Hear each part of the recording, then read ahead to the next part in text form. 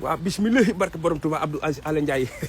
Ndiaye yaa ngi yëngu réew mi fi mu toll nii barke borom Tuubaa Ndiaye foo wax foofu xasan delloo fa sa loxo barke sëñ Tuubaa ceeb beeg diwlin mën naa wàññeeku de barke sëñ Tuubaa yéen ni defe yaay at yéen am defee rek ñoo bëggul réew mi changé waaye barke sëñ Tuubaa dina changé Ndiaye dama ni sàmmkatu mbott moo xam ba cay sox moom mi nuuru ba ca ban ba Ndiaye loolu ñuy wax ci ceeb beeg diwlin bi dëgg la ndax da nga cee yàgg am nga ci palmarès barke sëñ Tuubaa te bis ni ki tey dama ni nañu coché Mesador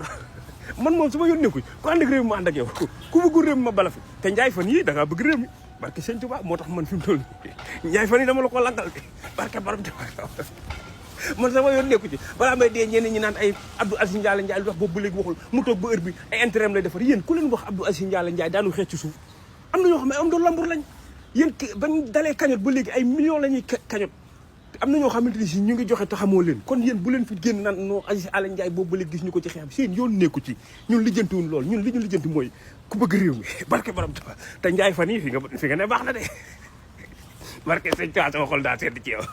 defe naa yëpp nga jug kulu naa yi ñëpp nga jug di la song waaye fi nga ne baax na Ndiaye bu tegg sa loxo barke sëñ Tuubaa dabalil ñun yow rek lañu topp